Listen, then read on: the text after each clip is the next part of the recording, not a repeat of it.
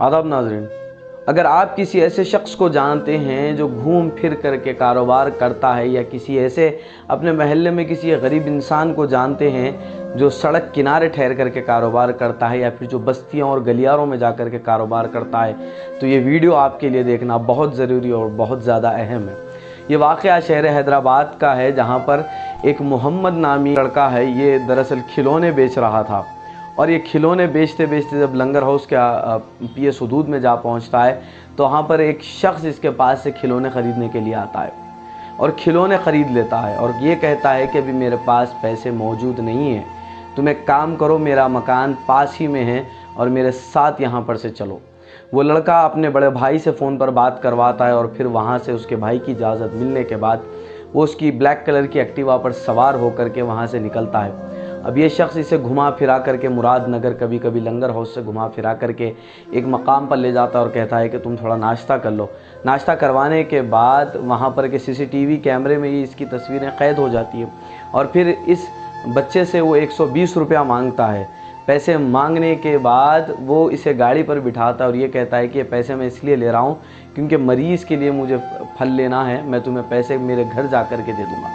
और ये लड़का बिल्कुल भी इस बात को नहीं समझ पाता, और उसके साथ फिर उसके चालबाजी में आ जाता है और गाड़ी पर बैठ कर के वहाँ से निकल जाता है। और आप जानते हैं कि वो गाड़ी पर बिठा कर के कहाँ ले जाता है? कोकापेट तक ले जाता है। कोकापेट जो वहाँ से काफ़ी फासले पर है, वहाँ तक ले जाता है, और फिर उसे एक बिल्डिंग के पास रुका करके उसे चकमा दे करके वहाँ से फरारी इख्तियार कर लेता है। ये लड़का परेशान होकर के वहाँ सिक्योरिटी गार्ड और मकामी लोगों से मिलता है, तो वो लोग कहते हैं कि इस शख्स ने आपको धोखा दिया है, और वो लोग इस लड़के की मदद करते हैं, और बहरहाल ये अपने मकान गुड्डी मलकापुर तक वापस पहुंच जाता है और लंगर हाउस पुलिस स्टेशन में कंप्लेन करता है।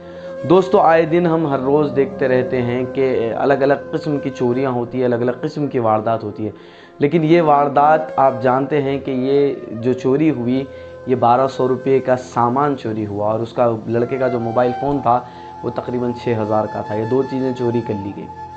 अब आप सोच रहे होंगे कि 1200 के सामान के लिए मैं न्यूज़ क्यों बना रहा हूँ, मुझे क्या ज़रूरत है कि 1200 के सामान के लिए मैं इतना बड़ा इशू क्रिएट करूँ। तो दोस्तों, ये बात हमें समझने की ज़रूरत है कि आपके और हमारी ज़िंदगियों को अल्लाह ताला ने शायद अच्छा बनाया होगा। अल्लाह ताला ने आपको और हमको नवाजा होगा कि हम एक वक्त किसी होटल में बैठ कर के खाते हैं, तो शायद हम 1200 की बिल पे करके आसानी से निकल जाते हैं। लेकिन जिस शख्स का ये जो सामान चोरी किया गया है, उसके पैसे अदा नहीं किए गए, आप जानते हैं 1200 रुपये उसके मकान का मुकम्मल महीने का राशन चल सकता है। वो एक बहुत गरीब किस्म का इंसान है, उसका बड़ा भाई गरीब किस्म का इंसान। ये लोग बिहार के रहने वाले हैं, हैदराबाद में आकर के सिर्फ 6 महीने हुआ, 12 साल से ये लोग कारोबार करते हैं। ऐसे लोगों के ख़िलाफ़ पुलिस को और प्रशासन को कार्रवाई करने की ज़रूरत है।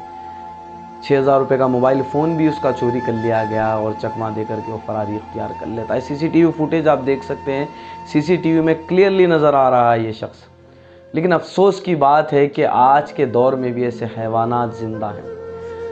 ये इस चीज़ को समझने की हमें सबसे ज़्यादा ज़रूरत है कि हम किसके साथ धोखेबाजी कर रहे हैं। क्या इंसान आज अपनी मौत को भूल बैठा है? क्या उसे आखिरत की फ़िक्र नहीं रही? ये शख्स चाहे किसी भी मज़हब से ताल्लुक़ रखता हो, चाहे किसी भी बिरादरी से ताल्लुक़ रखता हो, इसे अरेस्ट किया जाना चाहिए और इसके ख़िलाफ़ सख्त से सख्त कार्रवाई होनी चाहिए। इतनी दूर ले जा करके उस बच्चे को छोड़ दिया। आप सोचिए, ये भी हो सकता था कि शायद उस बच्चे का ये खुदा न खास्ता अल्लाह ना करे, लेकिन हो सकता था कि ये बच्चे को ले जा करके उसके साथ कुछ हरकत भी करता, या उसका अगर उसकी जान को ख़तरा हो जाता तो उसका ज़िम्मेदार कौन होता। लंगर हाउस पुलिस को चाहिए कि फ़ौरी तौर पर इसके ख़िलाफ़ कार्रवाई करे, और हैदराबाद सिटी कमिश्नर पुलिस ख़ुद इस मसले में इंटरफेयर करें और इसको कैफ़र किरदार तक पहुँचाएँ। एक ऐसा वक्त जहाँ पर लोग भीख मांग करके गुजारा करते हैं, वहीं पर ऐसे खुददार लोगों के साथ अगर इस तरह के हादसात होते हैं तो इसका ज़िम्मेदार कौन होगा। इस वारदात को ज़रूर देखिए, और अपने आस पड़ोस में कुछ लोग अगर ऐसे कारोबार करते हैं तो उन्हें इससे बाखबर ज़रूर करवाइए। आइए देखते हैं हमारी ये ख़ास रिपोर्ट। जी, आपका नाम? मोहम्मद जाले। जी, हुआ क्या था? वो दरअसल वो वहाँ पे कारोबार कर रहे थे हम लोग। कब? वो तकरीबन साढ़े 8 या 7 बजे रहूँगा उस टाइम में। तो वहाँ पे उन्होंने आया तो 950 का सामान लिया उन्होंने। अच्छा जी, कौन किस पे आए थे? एक्टिवा आए थे ब्रेक लेके। हाँ फिर बोला कि मेरे के कैश भी नहीं है, गूगल भी नहीं है। फिर बोले कि मेरे घर पे कैश है बहुत सारा, वहाँ चलो मैं वहाँ देता हूँ। जी। तो उन्होंने 950 का सामान लिए थे। तो फिर मैं भैया से बात करा, तो बोला कि ठीक है चले जाना। उन्होंने पूरा मुरादनगर, पूरा आसम की तरफ फिर लेके फिर कारबन की तरफ गए उन्होंने। फिर कारबन की तरफ जा कर के उधर फिर कि इधर ये लंगा हाउस की तरफ ले गए। आपने ये चीज़ कहाँ पर लेके जा रहे बोले लोग पहले आपको? उन्होंने बोला मेरे पास में ही घर है, इधर ही से बोला खाली ऐसा ही उन्होंने बोला कि मेरे पास में ही घर है, ऐसा बोल लेके उन्होंने गए। समझ गए। तो उनके बाद से उन्होंने फिर मैं उनसे रास्ते में कितना हुई पूछा कि आप कहाँ लेके जा रही है बताओ मेरे को। तो बोले कि नहीं सामने ही है, यहीं पे है, पास में ही बोल लेके। बोला कि मैं दोस्तों से मिलने आया, ये बोल लेके इधर लेके होगा। फिर उसके बाद क्या हुआ? उसके बाद उन्होंने फिर वो होटल में मेरे को नाश्ता कराया। उनके बाद वहाँ पे ठहरे, उनके बाद से फिर उन्होंने मुझसे 120 रुपये मेरे कैश था, तो उन्होंने भी ले लिया। बोला कि मेरे को फल लेने का, मरीज को देने का है ऐसा। तो उन्होंने वो बोल लेके मेरे ने 120 के ले लिया पूरा। कहाँ पर लेके जाके लिया आपसे ये हमारे को वहाँ से लिए उधर उधर क्या नाम है उस लंगा हाउस की तरफ लिए जी। उधर फल मार्केट है ना, वहाँ से लिए। और फिर आगे जाने के बाद उन्होंने बोला तुम ठहरो, मैं तुम्हारा फ़ोन मेरे पास रहने दो। मैं फिर फ़ोन भी मांगा, भैया से बात कर रहे तो उस वक्त तो उन्होंने बोला कि नहीं मैं बात करके तुम्हारे को देता हूँ वापस, मैं तुम्हारा पैसे लेके आता हूँ, ये बोल लेके उन चले गए। तो आप कहाँ पर ठहरे थे जब? वहाँ पे वो MCC नर्सिंग में, उन्होंने कोकापेट में थे हम लोग। हाँ खलिहान थे बस जी। आपको बाहर ठहरा के वो लोग अंदर गए? हाँ नहीं अंदर नहीं गए, उन्होंने वहाँ पे बिल्डिंग के सामने मेरे को बाहर में छोड़ दिया उन्होंने। अच्छा। उन्होंने बोला मेरे घर पास में, मैं आ रहा हूँ। मैं बोला कि नहीं भैया मेरे को भी लेके चलो इधर से, नको ठहरा ऐसा। तो बोला कि नहीं तुम यहाँ ठहरो, मैं सबको यहीं ला के ठहरा के देता हूँ। आपका फ़ोन लेके चले गए? हाँ फ़ोन लेके गए, और कैश तो उन्होंने भी ले गए, वो सामान भी ले गए माल। उसके बाद आप वापस कैसे आए?